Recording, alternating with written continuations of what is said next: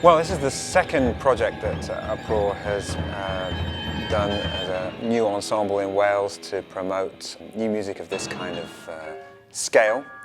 The first one was 10 short pieces by 10 composers from Wales, which was a great way to kick everything off. And this one is venturing further into the world of live instruments and electronics. So we have 3 classic pieces for live instruments and electronics, extending the sound of the instruments and playing around with the sonorities and the textures. And then we have 3 new commissions from Beth Ann Morgan-Williams and Sarah Leanne Lewis and myself. So it's the old and the new. We all have different approaches, actually. I suppose my piece is looking to the past to some extent. Some of the other new pieces are forward-looking or taking influences from other kinds of musical genres. So it's very diverse, but it has this common thread of the technology extending and developing the instrumental sounds.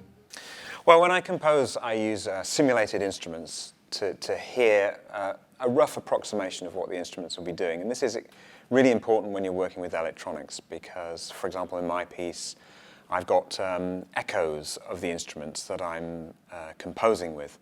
So you need the original sound to hear the echoes and have an idea of what's going to happen. It's very difficult to do that all in your head. The stage we're at now with the rehearsals is putting into practice in reality, which is a very different kind of beast because the instruments, of course, are living things. They're not the kind of robotic effect that you get with samples. They're alive with energy. They have a lot more nuance and expression, which has a variety of effects on the way that the electronics are going to respond.